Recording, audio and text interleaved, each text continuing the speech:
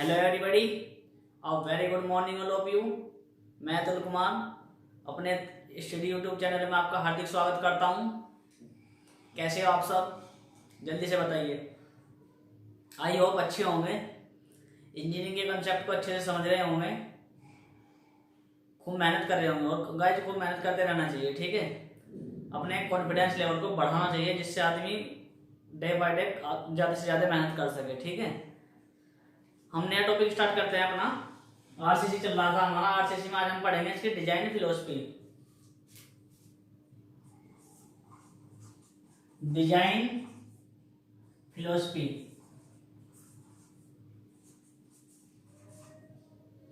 देखो भाई, जो इसका इंट्रोडक्शन था, बेसिक्स था, वो मैंने आपको बता दिया है। आज हम इसका डिजाइन फिलोसफी लेकर के चलेंगे, ठीक है। आज के लिए तुम्हारा ये वीडियो बहुत इंपॉर्टेंट होने वाला है, जिसमें मैं न्यूमेरिकल भी कराने वाला हूँ, ठीक है। इसलिए आप लोग इसको बहुत अच्छे से समझिएगा। देखो, डिजाइन फिलोसफी में क्या होता है। डिजाइन बेसिकली दो तरीके से किया जाता है, ठीक है। एक होता है आपका WSM मेथड और एक होता है आपका LSM मेथड, ठीक है। WSM और एक होता है LSM। WSM क्या होता है? Working stress method. Working stress method, limit stress method, ठीक है। बेसिकली दो तरीके से डिजाइन किया जाता है, वर्किंग स्ट्रेस मेथड और लिमिट स्ट्रेस मेथड में, ठीक है भाई। हम पहले पढ़ेंगे working stress method. Working stress method, ठीक है। देखो, वर्किंग स्ट्रेस मेथड में क्या होता है? सर्विस लोड, एक होता है लोड आपका सर्विस लोड। सर्विस लोड में क्या होगा? जो फैक्टर ऑफ सेफ्टी होता है, फैक्टर ऑफ सेफ्टी एक 3 होता है, 4 होता है। 3 किसके लिए होता है गाइस? 3 होता है आपका कंक्रीट के लिए, और 4 होता है आपका स्टील के लिए, ठीक है। सॉरी, 4 नहीं, 1.8 होता है। 1.8 होता है स्टील के लिए। कुछ किताबों में इसको 1.78 भी दिया हुआ है, ठीक है। तो इससे डरने वाली बात नहीं है, 1.8 लिखते हैं इसको, ठीक है। बात आती है लिमिट स्टेट मेथड की। लिमिट स्टेट मेथड में होता है आपका अल्टीमेट लोड। इसमें सर्विस लोड की बात करते हैं और इसमें बात करते हैं अल्टीमेट लोड की। अल्टीमेट लोड क्या होता है? वर्किंग लोड मल्टीप्लाई PSF, ठीक है। ये PSF क्या होता है? PSF होता है आपका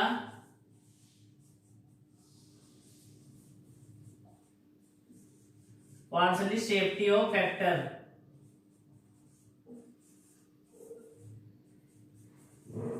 ठीक है।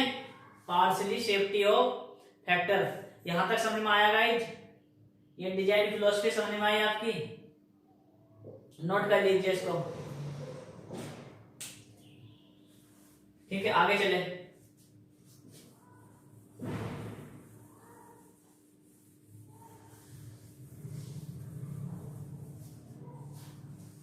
देखो भाई, अभी मैंने बताया आपका जो फैक्टर ऑफ सेफ्टी होता है, फैक्टर ऑफ सेफ्टी की अभी तो बात करें हम कंक्रीट के लिए बात करते हैं। कंक्रीट के लिए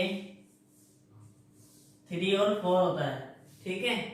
3 और 4। 3 किसके लिए होता है? बेंडिंग के लिए और कंप्रेशन, और 4 किसके लिए रखते हैं हम? कंप्रेशन के लिए। 3 रखते हैं बेंडिंग के लिए,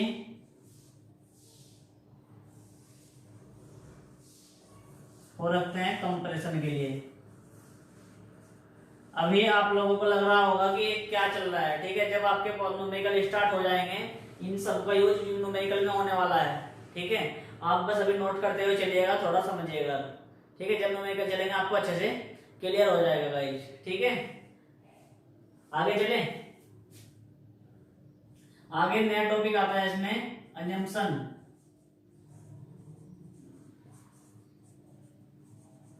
अजम्पशंस। देखो गाइस ये अजम्पशन जो है ये इतनी इंपॉर्टेंट है आरसीसी में, कुछ पता हो या ना पता हो लेकिन उसकी अजम्पशन पता होनी चाहिए। ये बहुत इंपॉर्टेंट होती है, एग्जाम में अक्सर पूछी ही जाती है, 99% पूछी ही जाती है, इसलिए आप इसको डबल मार्क कर लीजिए। ठीक है, ये एग्जाम में पूछी ही जाती है, आपको रटनी है। ठीक है, समझ नहीं है और रटना है, समझ नहीं आता तो फिर रटना पड़ेगा। ठीक है, तो पहली अजम्पशन क्या है, देखो फर्स्ट अजम्पशन ऐसे लिखना, मैं लिखवाता चले जाऊंगा। Section remain plane, section remain plane before and after bending, before and after bending, before and after bending. ठीक है, क्या मीनिंग है इसका कि सेक्शन जो है वो क्या होता है, रिमेन प्लेन ही होएगा। ठीक है, रिमेन प्लेन ही रहेगा, चाहे वो बेंडिंग हो उसमें, चाहे वो बेंडिंग से पहले हो। ठीक है, ये जो सेक्शन है ये क्या है, प्लेन है, एक तरीके से प्लेन सरफेस में है। यदि मैं इसमें बेंडिंग हो जाएगी तो ये तब भी प्लेन सरफेस में ही रहेगा। ठीक है, नेक्स्ट आते हैं, सेकंड होता है no slip condition, no slip condition. ठीक है, नो स्लिप कंडीशन। नेक्स्ट आता है Hooke's law, Hooke's law is valid, Hooke's law is valid. Hooke's law क्या होता है, हुक्स लॉ बेसिकली आप लोगों को पता ही होगा, जो स्ट्रेस होती है, stress is directly proportional to strain, that is known as Hooke's law. ठीक है गाइज, स्ट्रेस क्या होती है, डायरेक्टली प्रोपोर्शनल टू स्ट्रेन क्या होती है, और इसमें जो इसका एक कर्व होता है वो कैसा होता है, लीनियर होता है। ठीक है, लिखिए आप आगे, hooks law is valid and stress strain curve is linear. ठीक है, stress strain curve is linear, आप नोट करते हुए चलिएगा, बहुत इंपॉर्टेंट है गाइस ये। ठीक है, आगे आता है आपका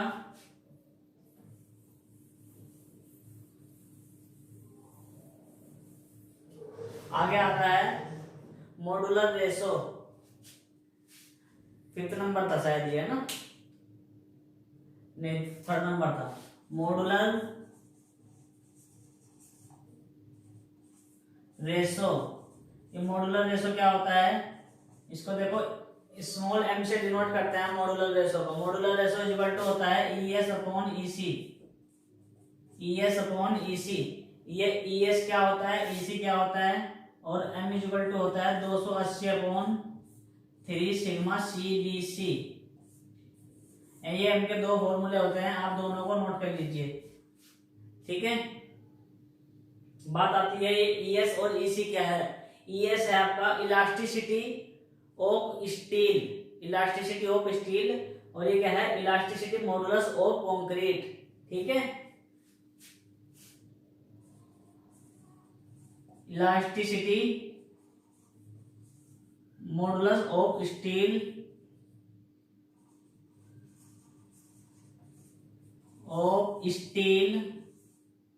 और ये क्या है, इलास्टिसिटी मॉडुलस ऑफ कंक्रीट। ठीक है, ये EC।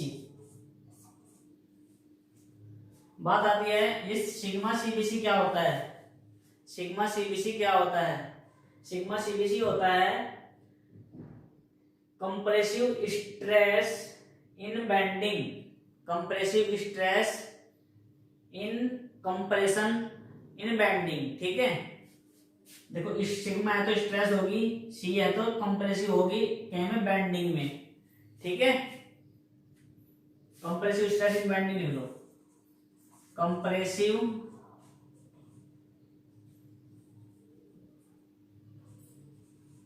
Stress in bending.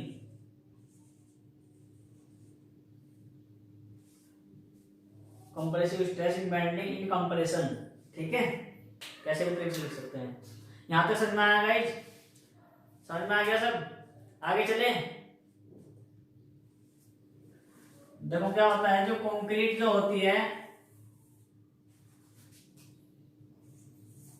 Concrete जो होती है और एक स्टील होती है। कंक्रीट का जोन जो होता है वो कंप्रेशन माना जाता है और स्टील का जोन जो होता है टेंशन माना जाता है, ठीक है। यानी कि कंक्रीट कंप्रेशन जोन में आएगी और स्टील आपका टेंशन जोन में आएगा, ठीक है। यहां तक समझ में आया? 6 लिखे, नो इनिशियल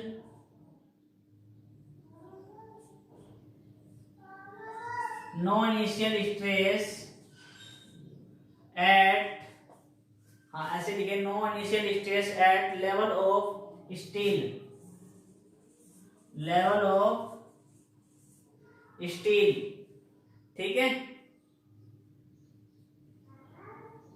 क्या मीनिंग है इसका कि स्टार्टिंग में जो स्ट्रेस होगी स्टील के लेवल पे 0 होगी, ठीक है। नो मतलब कोई स्ट्रेस नहीं होगी, कोई स्ट्रेस डेवलप नहीं होगी। नेक्स्ट लिखिए पॉइंट नंबर 7,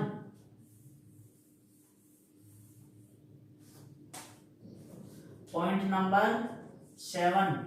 देखो एक चीज होती है, एक तो होता है ईसी, एक होता है ईएस, ठीक है। जब कोई स्ट्रेस डेवलप नहीं होगी, अभी बताया कि स्टार्टिंग में कोई स्ट्रेस डेवलप नहीं होती है, तो जो इनके इलास्टिसिटी ऑफ मॉडुलस कंक्रीट और elasticity of modulus of steel होते हैं वो इक्वल होते हैं, ठीक है। और इसका फॉर्मूला होता है sigma C upon EC. Strain क्या होगी इसमें? ईसी होगी, ठीक है।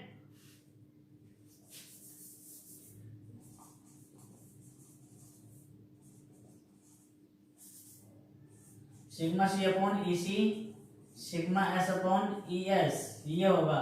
जो स्ट्रेन होगी स्टार्टिंग में वो सेम होगी, ठीक है। विदाउट इनिशियल स्टेज, जब तक कोई स्ट्रेस डेवलप ही नहीं होने की, जब तक कोई स्ट्रेस डेवलप ही नहीं होने की, तो उसमें स्ट्रेन भी क्या होगी? वो इक्वल ही होगी, ठीक है। और जब कंक्रीट और स्टील में स्ट्रेन इक्वल होगी, ठीक है, तो क्या होगा? ये भी इक्वल होंगे। Sigma C upon EC, sigma S upon ES. ये कैसे आया? देखो हमने पढ़ा है E इक्वल टू होता है sigma into stress proportional strain के होती है, फिर एक कांस्टेंट ले लेते हैं, ठीक है। और जो मैं यहाँ से स्ट्रेन की वैल्यू निकालूं तो sigma upon elasticity of modulus होता है, ठीक है। यदि मैं कंक्रीट की बात करता हूँ, यदि मैं बात करता हूँ कंक्रीट की, तो ये कंक्रीट के लिए निकल जाएगा, और यदि मैं बात करता हूँ स्टील की, तो ये स्टील के लिए निकल जाएगा, ठीक है। यहां तक समझ में आ गया? ठीक है गाइज, समझ में आ गया? सिग्मा एस की वैल्यू यहां से निकालो, यहां से हम सिग्मा एस की वैल्यू निकालेंगे। सिग्मा एस इक्वल टू क्या होगा? Sigma C upon EC multiply E S, ये हो जाएगा, ठीक है। और ईएस और ईसी का रेशो अभी अभी बताया था आपको, क्या होता है? ईएस और ईसी का रेशो अभी होता है आपका एम। तो sigma S equal to M sigma C, ठीक है। ये आ गया। ये क्या इंडिकेट करता है? ये फॉर्मूला इंडिकेट करता है कि जो कंक्रीट यानी कि कंप्रेशन में जो स्ट्रेस है और जो स्टील में स्ट्रेस होती है कंक्रीट का एम गुना होती है, ठीक है। एम गुना होती है, इतना अधिक लेते हैं इसकी अपेक्षा को, ठीक है। मॉडुलस रेशो से मल्टीप्लाई करते हैं, ठीक है। यहां तक समझ में आ गया? एक होता है पी, जो पी जो होता है टोटल लोड किसके इक्वल होगा? सीसीटी और स्टील, है ना। लोड जो होगा किसके इक्वल होगा? कंक्रीट का लोड के और स्टील के लोड के इक्वल होगा। दोनों का योग क्या होगा? आपका टोटल लोड कहलाएगा, है ना। यदि आपको किसी स्ट्रक्चर पर लोड आ रहा है, किसी बीम पर कोई लोड आ रहा है, तो लोड किस किस भागों में टूट जाएगा? तो कंक्रीट पे लगेगा कंक्रीट का लोड और स्टील का लोड, दोनों के योग के बराबर हो जाएगा वो लोड, ठीक है। यहां तक समझ में आ गया? अब मैं बात करूं सीसीटी की, यानी कि कंक्रीट की। कंक्रीट पे कितना लगता है? Sigma CC into A S C, area of AC area of concrete, और इसकी बात करें तो sigma ST into area of steel. ठीक है, एरिया ऑफ स्टील। यहां तक समझ में आ गया, कोई दिक्कत? और अभी अभी बताया हमने सिग्मा ST की वैल्यू कितनी आ जाएगी। सिग्मा ST की अगर बात करो तो m इंटू सिग्मा CBC, तो सिग्मा CC इंटू AC ये m गुना होता है। यदि मैं इसको CC में कन्वर्ट करता हूं तो AST आ जाएगा। यहाँ से सिग्मा CC कॉमन आ गया, क्या बच गया अंदर, AC प्लस MAST, ये बच गया। और गाइस ये क्या होता है आपका, ये होता है आपका इक्विवेलेंट एरिया। कभी कभी एग्जाम में पूछ लिया जाता है कि इक्विवेलेंट एरिया क्या होता है। इक्विवेलेंट एरिया हिंदी में बोलते हैं समतुल्य क्षेत्रफल। तो गाइस यदि आपसे समतुल्य क्षेत्रफल एग्जाम में पूछा जाता है तो आप ये सब बता सकते हो कैसे निकला है। यहाँ से स्टार्ट करना होगा। 7 अजम्पशन है आपकी, ठीक है, ये आपको अच्छे से समझनी है। यहाँ तक समझ में आ गया गाइस? ठीक है, आप नोट कर लीजिए, आगे चलते हैं। ठीक है,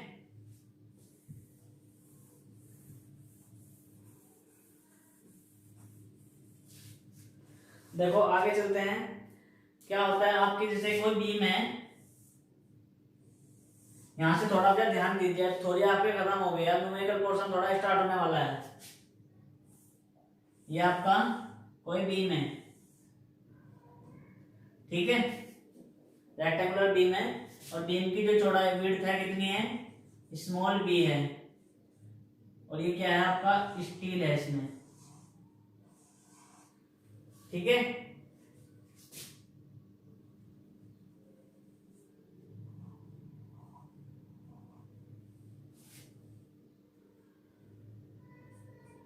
और ये यहां तक की डिस्टेंस क्या होगी, स्मॉल d होगी, और यहां तक की डिस्टेंस क्या होगी, कैपिटल D होगी ओवरऑल। ये समझ में आया? स्मॉल d में और कैपिटल D में फर्क क्या है? कैपिटल D है आपकी ओवरऑल डेप्थ, और स्मॉल d है आपकी इफेक्टिव डेप्थ। ठीक है, इफेक्टिव डेप्थ आपके स्टील के सेंटर तक होती है। यहां तक समझ में आ गया? इसका न्यूट्रल एक्सिस खींच लीजिए आप। ठीक है, इसका स्ट्रेस स्ट्रेन कर्व बनाते हैं, और ये यहां तक की होती है जहां तक स्टील थी, नीचे तक नहीं होती है।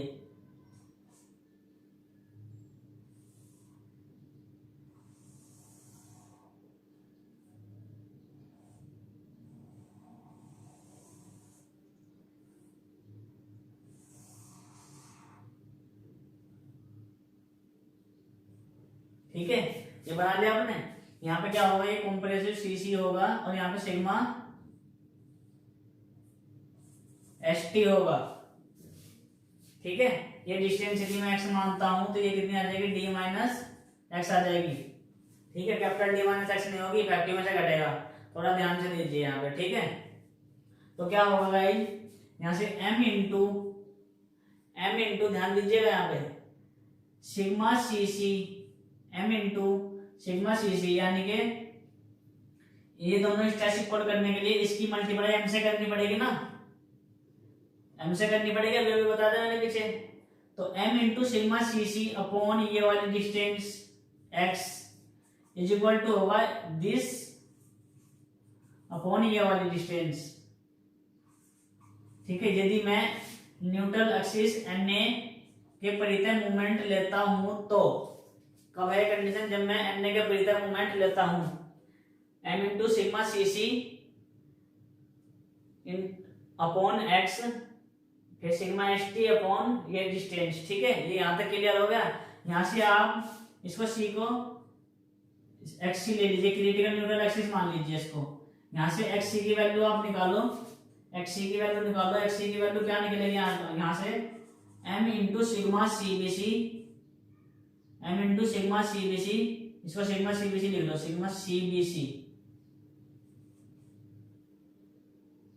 m into sigma CBC into d upon m sigma CBC plus sigma S t. यहां से x की वैल्यू निकल के आएगी आपकी ये वैल्यू। ठीक है, और गाइज ये सी क्या है, क्रिटिकल एक्सी क्या है, critical neutral axis, critical neutral axis, उदासीन अक्ष, ठीक है, क्रांतिक उदासीन अक्ष हिंदी में बोलते हैं इसको।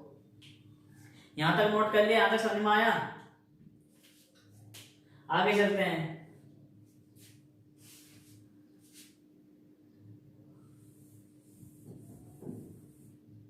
आगे लिखिए एक लाइन, अभी हमें एक्स ए भी निकालनी है। एक्स ए कैसे निकालते हैं, लिखो कंप्रेसिव एरिया का एनए के परितः मोमेंट, कंप्रेसिव एरिया का एनए के परितः मोमेंट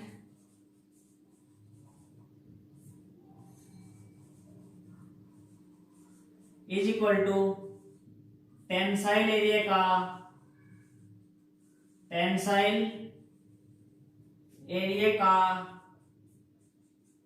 एनए के परितः मोमेंट,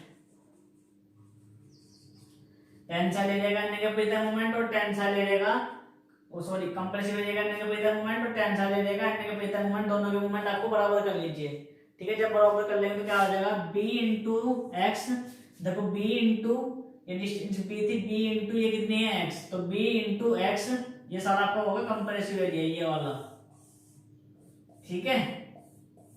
ये कंप्रेसिव एरिया हो गया और ये टेंसाइल एरिया हो गया।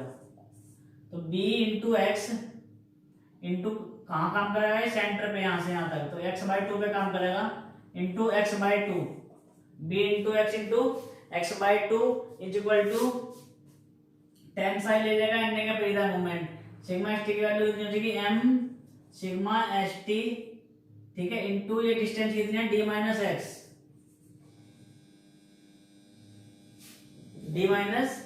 एक्स, ठीक है,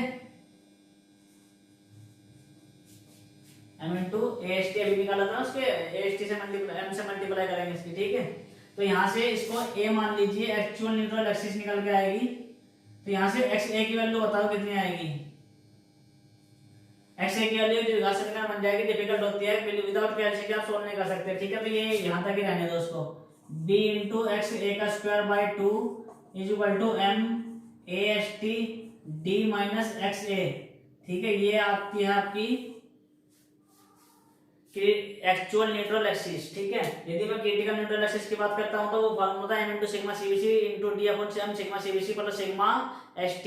यदि मैं बात करता हूं आपका एक्चुअल न्यूट्रल एक्सिस की, तो क्या लिखेंगे आप, कंप्रेसिव एरिया का एनए के परितः moment is equal to tensile area का एनए के परितः moment, b into x/2 is equal to m sigma m ast into d minus x a. इससे आप एक्स ए की वैल्यू निकाल सकते हो, ठीक है गाइस। ऐसा क्यों करते हैं, एक्स ए एक्स सी क्यों निकालते हैं, ठीक है।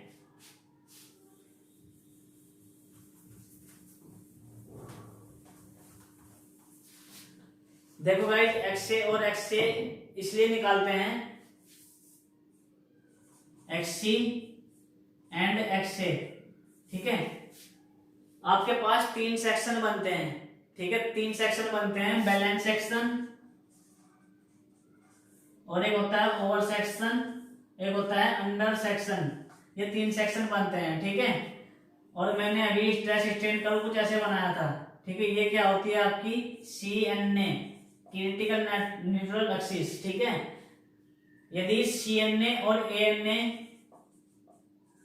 एक्चुअल न्यूट्रल एक्सिस दोनों एक ही लाइन पे होती है तो ये बैलेंस सेक्शन कहलाता है। दोनों यहीं पे होगी तो ये आपका कहलाता है बैलेंस सेक्शन, ठीक है।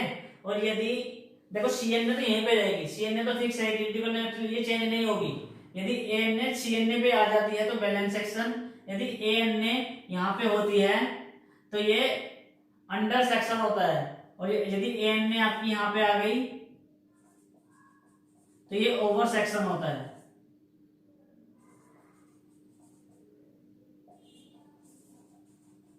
ठीक है।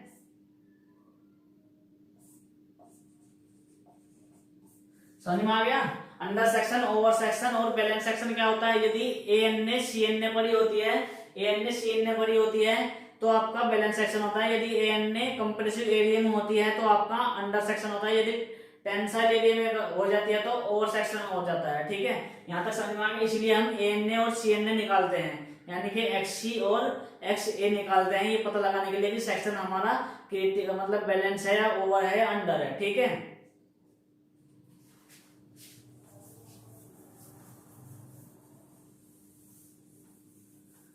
अच्छा एक बात और होती है, अच्छा ये अंडर ओवर और बैलेंस, यदि बैलेंस होती है तो क्रिटिकल होता है, कोई इतना डिफिकल्ट मामला नहीं होता। ठीक है, बैलेंस में तो सब बैलेंस ही होता है कि ना तो इतनी हैवी कॉस्ट आती ना कुछ आता। ठीक है, लेकिन बात आती है अंडर और ओवर की। अंडर ओवर क्यों निकालते हैं, क्या पता लगता है अंडर ओवर से? किसी को भी नहीं पता होता, कोई बताता भी नहीं कि अंडर ओवर से क्या पता चलता है। देखो जनरली हमें जो डिजाइन करना होता है वो अंडर सेक्शन के लिए करना होता है। ठीक है, अंडर सेक्शन के लिए करना होता है, ओवर सेक्शन के लिए हम कभी डिजाइन नहीं करते, सेक्शन फेल हो जाता है। क्यों? क्योंकि अंडर सेक्शन में क्या होता है, सबसे पहले जैसे कि हमारा कोई बिल्डिंग स्ट्रक्चर होता है तो अंडर सेक्शन में क्या होता है, जो कंक्रीट होता है वो फैल होना स्टार्ट हो जाता है। ठीक है, कंक्रीट फैल नहीं होता। और ओवर सेक्शन में कंक्रीट, ओवर सेक्शन की बात कर रहा हूँ, ओवर सेक्शन में कंक्रीट फैल होना शुरू हो जाता है। ओवर सेक्शन में कंक्रीट फैल होगा, स्टील में फैल नहीं होता। ठीक है, तो जब ओवर सेक्शन में कंक्रीट फैल हो जाएगा तो कंक्रीट गिरनी स्टार्ट हो जाएगी। ठीक है, और कंक्रीट गिरनी स्टार्ट हो जाएगी तो बिल्डिंग का नुकसान ज्यादा हो सकता है, हम दब सकते हैं, मर सकते हैं एक तरीके से ओवर सेक्शन में। लेकिन अब जो मैं अंडर सेक्शन की बात करूं, अंडर सेक्शन में क्या होगा, अंडर सेक्शन में सबसे पहले स्टील फैल होता है। ठीक है, स्टील फैल होता है, और स्टील फैल होगा तो स्टील मतलब मुड़ना शुरू हो जाएगा। कंक्रीट फैल नहीं होती, कंक्रीट उसको जकड़े रखेगी। ठीक है, तो हमें पता चल जाएगा कि यहाँ से स्ट्रक्चर फैल होने वाला है, तो हम उसकी क्या करा सकते हैं, रिपेयरिंग भी करा सकते हैं। ठीक है, उस ऑब्स्टेकल से बच भी सकते हैं। ठीक है, यदि हम रिपेयरिंग नहीं करा तो ऑब्स्टेकल से बच भी सकते हैं या फिर रिपेयरिंग करा सकते हैं। तो इसलिए गाइस मैं कहता हूँ कि सबसे जो बहुत ही ज्यादा इंपॉर्टेंट होता है आपका अंडर सेक्शन रीइंफोर्समेंट होता है। ठीक है, अंडर सेक्शन रीइंफोर्समेंट के लिए हम डिजाइन करते हैं। ठीक है, आगे चले, देखो क्या होता है, जब ये आपका स्टील होता है। ठीक है, स्टील का यहां समझिए, ये स्टील होता है और ये आपका इस तरीके से सेक्शन होता है। ठीक है, तो यहां से यहां तक की जो डिस्टेंस होती है आपकी, इस डिस्टेंस को क्या कहते हैं, और इसके सिरे से यहां तक की डिस्टेंस को क्या कहते हैं, और इसके सेंटर से डिस्टेंस को क्या कहते हैं, ये बताइएगा भाई मुझे क्या क्या होता है। देखो यदि मैं इसके स्टील के सेंटर से बात करता हूं तो इसको इफेक्टिव कवर बोलते हैं, इफेक्टिव कवर बोलते हैं। और यदि मैं इसके टॉप से बात करता हूं, इसके टॉप से बात करता हूं तो इसको क्या बोलते हैं, क्लियर कवर बोलते हैं, क्लियर कवर। और यदि मैं जो ये स्टील होती है, स्टील के सेंटर से बात करता हूं तो इसको क्या बोलते हैं, नॉमिनल कवर बोलते हैं, नॉमिनल कवर। ठीक है गाइज, ये बहुत इंपॉर्टेंट होता है, ये एग्जाम में पूछ लिया जाता है कभी कभी, तो इनका पता भी नहीं होता। तो इफेक्टिव कवर क्या होता है, स्टील के सेंटर से लिया जाता है। ठीक है, और क्लियर कवर इसके टॉप से जो सेक्शन तक की डिस्टेंस होती है वो ली जाती है। और नॉमिनल कवर होता है स्टील के जो वायरिंग है जहां पे किया हुआ है उसके सेंटर से जो डिस्टेंस, उसको नॉमिनल कवर बोलते हैं। ठीक है गाइज, समझ में आ गया। बात आती है नेक्स्ट, हम चल लेते हैं एएनए और सीएनए पे। ठीक है, तो देखो एक होता है लीवर आर्म, लीवर आर्म। ठीक है, लीवर आर्म, लीवर आर्म क्या होती है, लीवर आर्म होती है आपके z equal to D minus x by 3। ठीक है, डी माइनस एक्स बाय 3।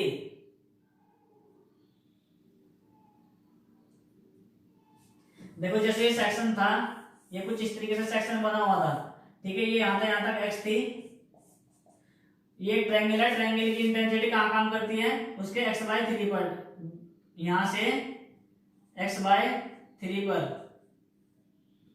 ठीक है गाइस, और ये टोटल डिस्टेंस कितनी थी, यहां तक कितनी थी, डी थी, स्मॉल डी।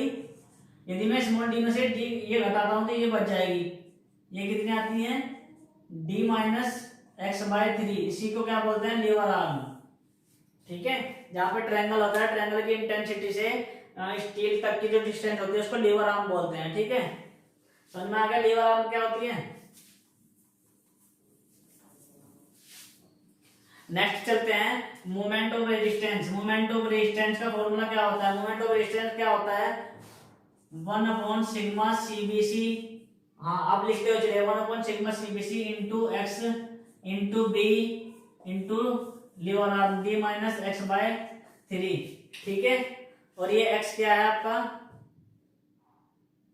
एक्स क्या है आपका, एक्स ए भी हो सकता है एक्स सी भी हो सकता है। ठीक है, और आपको कौन सा लेना होगा वो ओवर से और अंडर से पता लगाएंगे कि आपको कौन सा लेना है। ठीक है, एम आर का फॉर्मूला क्या होता है, M into A S T into D minus x by 3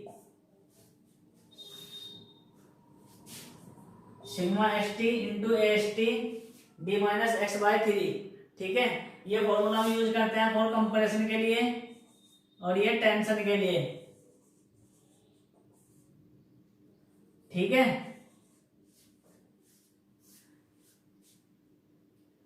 ठीक है भाई, कंपैरिजन के लिए ये फॉर्मूला करते हैं यूज और टेंशन के लिए ये फॉर्मूला यूज करते हैं। ठीक है, हाँ यदि आपका अंडर आता है तब यूज करते हैं, अंडर सेक्शन के लिए यूज करते हैं और ये ओवर सेक्शन के लिए यूज करते हैं। ठीक है, और बैलेंस सेक्शन के लिए कोई सा भी कर सकते हैं। समझ में आ गया। एक होता है गाइस आपका percentage of steel, percentage of steel, percentage of steel क्या होता है, देखो परसेंटेज ऑफ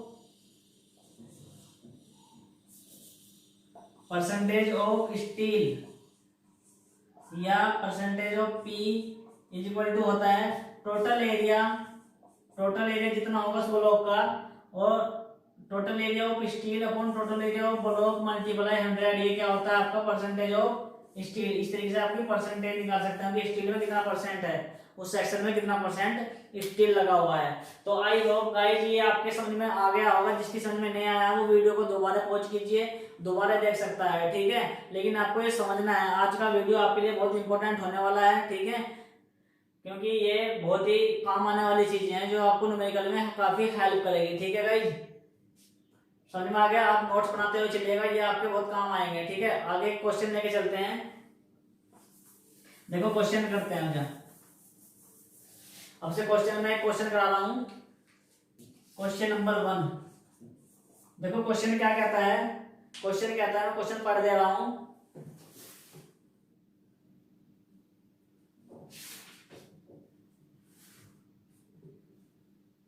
देखो एक सेक्शन है आपके पास, एक सेक्शन है, एक रेक्टेंगुलर सेक्शन है। ठीक है, रेक्टेंगुलर सेक्शन में क्या कह रहा है, ये आपकी क्या, ये विड्थ जो है 150 mm है और आपकी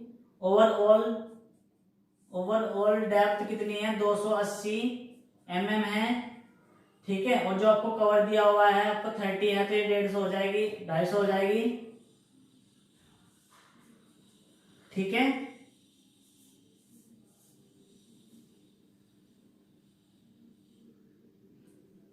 ठीक है गाइस, और ये क्या है आपका,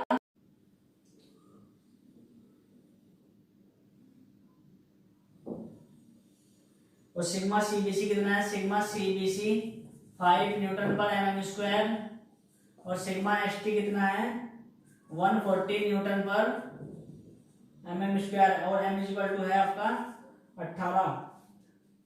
तो गाइस आपसे पूछा है इसमें CNA बताना है आपको, CNA। ठीक है, CNA, तो CNA क्या होता है, CNA होता है critical neutral axis, critical neutral axis, जिसका फॉर्मूला था XC equal to M sigma CBC into D upon M sigma CBC plus sigma ST। ठीक है, ये फॉर्मूला लगाना है। M की वैल्यू आपको गिवन है कितनी है, M की वैल्यू आपके पास 18 है और सिग्मा CBC की वैल्यू 5 है और D की वैल्यू कितनी है 250 है। ठीक है गाइस, और सिग्मा ST की वैल्यू 140 है। आपको कुछ नहीं करना है, सिर्फ कैलकुलेशन करनी है, कैलकुलेटर उठाना है और कैलकुलेटर में इसको टाइप करते हुए इसकी कैलकुलेशन बताओ कितना आएगा, XC की वैल्यू बताओ कितनी आएगी 97.5 93, ठीक है, इतने mm आ जाएगी, कर लेना, ठीक है। आई होप ये क्वेश्चन भी आपको समझ में आ गया होगा, ठीक है। नेक्स्ट क्वेश्चन लेके चलते हैं। Next question, question number 2।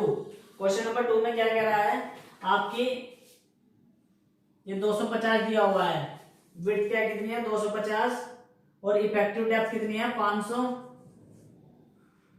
ठीक है। और इस बार कितने लगे हुए हैं 4 लगे हुए हैं। हाँ, क्वेश्चन नंबर 2 है, आरसीसी की बुक भी निकाल सकते हो, ठीक है। ये कितनी है x है, और ये होती है d माइनस एक्स, यानी कि 500 माइनस एक्स हो जाएगी। यहां तक कोई इशू नहीं है, ठीक है। ये आपका AST हो गया, ठीक है।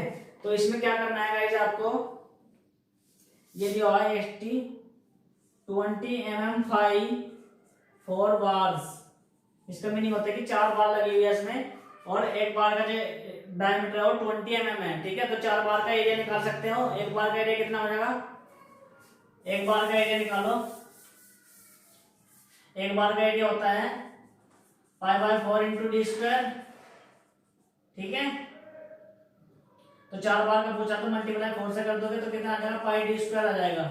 पाई की वैल्यू 22/7, डी की वैल्यू 20 दे रखी है, 20 मल्टीप्लाई 20, इनकी मल्टीप्लाई करो और आंसर बताओ कितना है, 1256 आ जाएगा, ठीक है। 1256 mm स्क्वायर, ठीक है। AST निकल गया, कोई दिक्कत नहीं है। और हमें निकालना था इसमें ANA, हमसे पूछ रहा है कि ANA कितनी होगी, ANA क्या होता है, actual neutral axis, actual neutral axis, ठीक है। तो ANA कैसे निकालेंगे, मैंने बताया था आपका,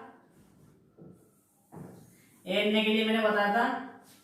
हाँ, जो मैं करा रहा हूँ उसको लिख लीजिए आप, मैं एकदम मिटो देता हूँ फिर नहीं तो, ठीक है। मैं सोचता हूँ लिख लिया होगा आपने, आप तुरंत लिखते हो, चलिए वीडियो को पॉज करना, लिखना फिर, ठीक है। थोड़ा बोर्ड की समस्या है, बोर्ड का भी सॉल्यूशन निकाल लेंगे हम, ठीक है। तो आपको लिखना है कंप्रेसिव एरिया का एनए के विरुद्ध मोमेंट, कंप्रेसिव एरिया का एनए के विरुद्ध moment is equal to tensile area का एनए के विरुद्ध मोमेंट, ठीक है। कंप्रेसिव एरिया का एनए के विरुद्ध moment is equal to tensile area का एनए के विरुद्ध मोमेंट, क्या क्या फॉर्मूला था, b into xa/2 is equal to m AST into d minus XA, यही था ना। देख के मतलब कितना था ये नया फॉर्मूला, आई थिंक यही था, ठीक है। यहां से क्या करना है आपको, देखो आपको b भी गिवन है, b कितना है 250 XA का square by 2 is equal to m की वैल्यू कितनी है इसमें, m की वैल्यू आपको गिवन है इसमें 18 मल्टीप्लाई AST आपने निकाल ही लिया है, 80 आया था 1256, d कितना है 500 माइनस XA। गाइस यहां से आपको क्या करना है, एक द्विघात समीकरण बनेगी आपकी, ठीक है। आपको क्या बनेगी, क्वाड्रेटिक इक्वेशन बनेगी, और वो quadratic equation without calculator solve नहीं हो सकती। XA का स्क्वायर प्लस 180.9 XA माइनस, ठीक है। इस केस में अक्सर द्विघात समीकरण बनती है, तो ये द्विघात समीकरण विदाउट कैलकुलेटर सोल्व नहीं हो सकती। तो आपको क्या करना है, सबसे पहले कैलसी रखना है अपने पास, बिना कैलसी के सॉल्यूशन नहीं निकाल सकते तुम, ठीक है। तो यहाँ से XA की वैल्यू निकालना, सीधा 40 सूत्र लगाना, ठीक है। सीधा 40 फॉर्मूला लगाना, सीधा 40 फॉर्मूला क्या होता है, XA इक्वल टू माइनस के b प्लस माइनस अंडर के अंदर b square minus 4AC upon 2a, ठीक है। ये आपको फॉर्मूला यूज करना है, ठीक है। इस फॉर्मूले की सहायता से आप ये XA निकाल सकते हैं। निकाल के बताओ गाइस कितना है XA, जल्दी से बताओ। देखो गाइस निकाल लेना, 224 mm आएगा, 224 mm, ठीक है। मैच कर लेना, जिसका आंसर आए वो मुझे कमेंट में बता देना, ठीक है गाइस। तो डियर स्टूडेंट्स, आई होप, मैं तुमसे आशा करता हूं कि आपको जो मैंने आज आरसीसी के कुछ मेन पॉइंट्स आपको कराए हैं और न्यूमेरिकल्स कराए हैं, ये आपके समझ में आ गए होंगे। आपको ये वीडियो बहुत अच्छे से समझना है और देखना है, ठीक है। और इसके नोट्स बनाते हुए चलना है, ठीक है। और प्रॉब्लम मतलब टेंशन लेने वाली बात नहीं है। आपको यदि आप अच्छे से मेहनत करोगे तो आप बहुत अच्छा पढ़ सकते हो, ठीक है, अपने नोट्स बहुत अच्छे से तैयार कर सकते हो, ठीक है। आप 1 बाय 1 एक एक न्यूमेरिकल करते जाएंगे, आपसे सब न्यूमेरिकल बन जाएंगे, ठीक है गाइस। बात आती है कंसेप्ट की, आपको बस कंसेप्ट समझना है, ठीक है। और ये कंसेप्ट की था, ठीक है गाइस। आई होप आप अच्छे समझ में आए हो। तो डियर स्टूडेंट्स, मेरे चैनल को सब्सक्राइब कर दीजिए, ठीक है, और बेल आइकन पे भी क्लिक कर दीजिए, जिससे मेरे वीडियो के नए नए अपडेट्स आपके पास सबसे पहले पहुंचे। और वीडियो को लाइक और शेयर करना ना भूलें। Thank you.